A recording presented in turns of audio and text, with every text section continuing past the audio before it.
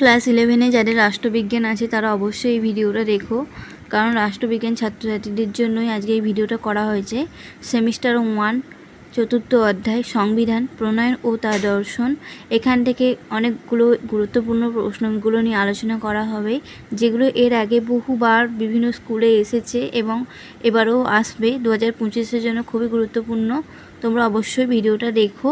Political science অনুশীলন চ্যানেলে তোমাদের সবাইকে স্বাগত জানিয়ে আজকে ভিডিও শুরু করলাম। যাদের রায় ও মার্টিন বইটা আছে, তারা 60 বইটা আছে, তারা অবশ্যই সেই বইটাতে দাগ দিয়ে নিও। এখান থেকে যে সমস্ত ইম্পর্টেন্ট প্রশ্নগুলো আসতে পারে তোমাদের স্কুলে, সেইগুলো আমি এখানে দাগ নিয়ে নেবো। এই যে 60 বইটা যাদের আছে তারা অবশ্যই দাগ নিয়ে নিও। যাদের নেই তারা ভিডিওটা পজ করে লিখে নিও খাতায়। সাইমন কমিশন কত খ্রিস্টাব্দে ভারতে আসে? অপশান ঘ 1927 খ্রিস্টাব্দে। এরপরে 7 নম্বর প্রশ্ন, গণপরিষদের দাবি জাতীয় কংগ্রেসে সর্বপ্রথম উত্থাপন করে? অপশান গ 1906 খ্রিস্টাব্দে। তারপরে 10 নম্বর প্রশ্নটা দাগ নিয়ে নাও, গণপরিষদের প্রস্তাব নিয়ে কিপস মিশন ভারতে আসে? অপশান গ 1942 খ্রিস্টাব্দে। 11 নম্বর প্রশ্নটা ইম্পর্টেন্ট, ভারতের সংবিধান গৃহীত হয়? অপশান গ গণপরিষদ দ্বারা। এই প্রশ্নটাও এসে WBCS 2017 সালে এসছে। এরপরে ইম্পর্টেন্ট প্রশ্ন হচ্ছে, গণপরিষদ গঠিত হয়েছিল? অপশান ক 1946 খ্রিস্টাব্দে। এরপর 13 নম্বর প্রশ্নটা, ভারতের সংবিধান প্রণয়নে গণপরিষদ কতদিন সময় লেগেছিল? অপশান খ 2 বছর 11 মাস 18 দিন। এটাও গুরুত্বপূর্ণ। 14 দাগের প্রশ্নটাও গুরুত্বপূর্ণ। গণপরিষদের মোট সদস্য সংখ্যা ছিল? অপশান ঘ 389 জন। 15 নম্বরের প্রশ্নটা গুরুত্বপূর্ণ, গণপরিষদের অস্থায়ী সভাপতি ছিলেন? অপশান খ সচিদানন্দ সিংহ। 16 দাগের প্রশ্নটা গুরুত্বপূর্ণ, দাগ নিয়ে নাও, গণপরিষদের সবথেকে বেশি প্রতিনিধি ছিল? অপশান খ জাতীয় কংগ্রেসের। যেই প্রশ্নগুলো বলছি এই প্রশ্নগুলো তোমরা দাগ নিয়ে নাও, খুবই ইম্পর্টেন্ট প্রশ্ন, যাদের বইটা নেই তারা লিখে নাও। 17 দাগের প্রশ্ন, গণপরিষদের জাতীয় কংগ্রেসের মোট সদস্য সংখ্যা ছিল 208 জন।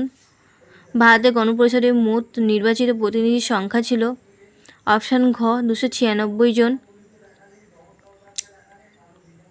এর পরের পেজে চলে যাও, যাদের বইতে আছে অবশ্যই দাগ নিয়ে নাও, যাদের বই নেই তারা লিখে নাও ভিডিওটা পজ করে। এরপরে 22 নম্বর প্রশ্ন, সংবিধান রচনার পূর্বে গণপরিষদের কতকগুলি অধিবেশন বসেছিল? অপশান ক 11 বার। 27 নম্বর প্রশ্ন, গণপরিষদ গঠনের জন্য নির্বাচন অনুষ্ঠিত হয়? অপশান খ জুলাই 1946 খ্রিস্টাব্দে।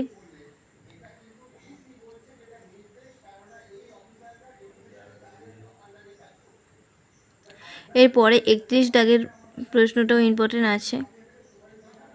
আচ্ছা, 28 দাগের প্রশ্নটা দাগ নিয়ে নাও, গণপরিষদের জন্য গঠিত মন্ত্রিসভা সভাপতিত্ব করেন কে? অপশান ক জওহরলাল নেহেরু।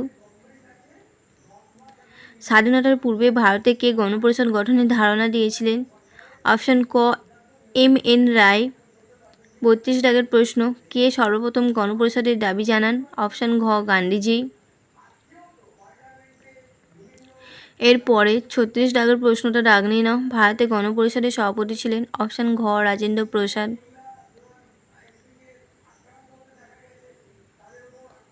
37 দাগের প্রশ্নটা ইম্পর্টেন্ট, সংবিধান সভার সভাপতি ছিলেন? অপশান গ হরেন্দ্র কুমার মুখোপাধ্যায়।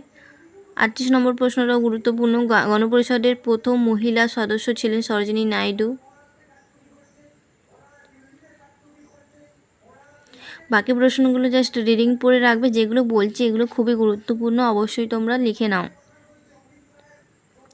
এরপর 53 দাগের প্রশ্নটা, কংগ্রেস কখনোই গান্ধীবাদী ছিল না, এই মন্তব্যটি করেছেন? অপশান খ গ্রেনভিল অস্টিন। এরপরে ভারতের সংবিধান রচনার দায়িত্ব অর্পিত হয়েছিল? অপশান ক খসড়া কমিটির ওপর।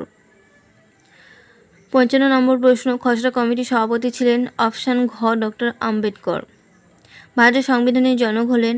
অপশান খ ডক্টর আম্বেদকর।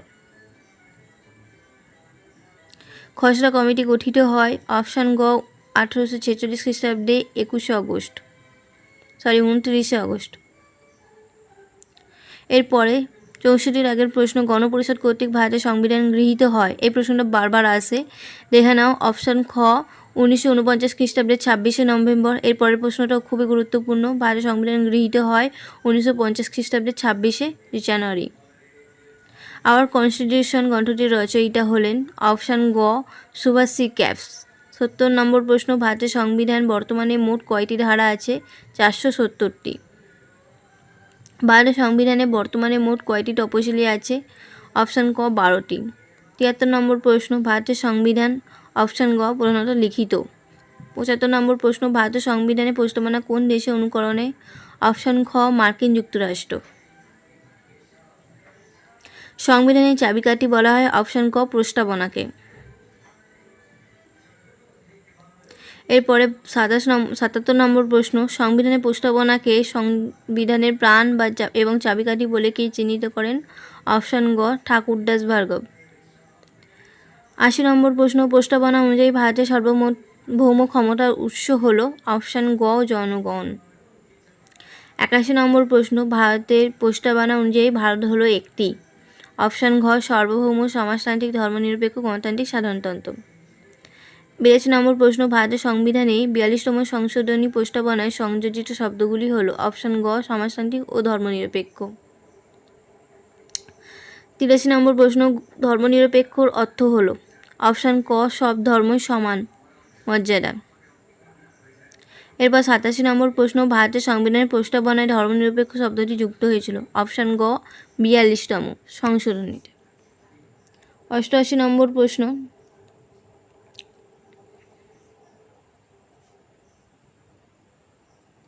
সমাজতন্ত্র শব্দটি ভারতের সংবিধানে যুক্ত হয়? অপশান গ 1976 খ্রিস্টাব্দে। এর পরের প্রশ্ন,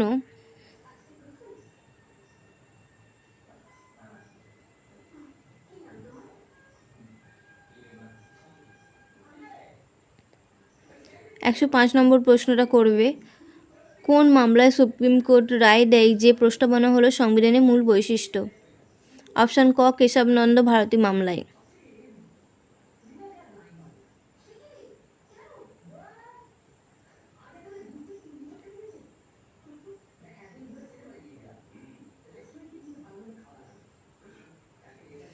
যেই প্রশ্নগুলো বলছি অবশ্যই তোমরা করবে, এগুলো খুবই ইম্পর্টেন্ট। বাকিগুলো এমনি দেখে রাখলেও চলবে। গণপরিষদের নির্বাচনে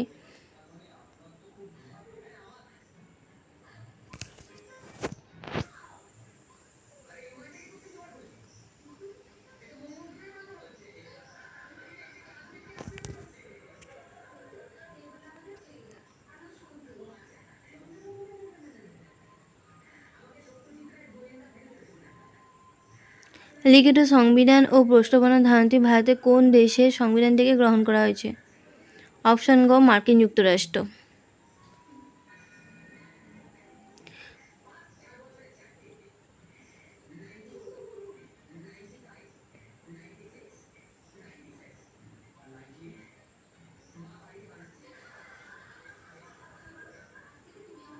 তো এই ছিল আজকে ভিডিওটা ভালো লাগলে অবশ্যই একটা লাইক করো। Thank you for watching our video.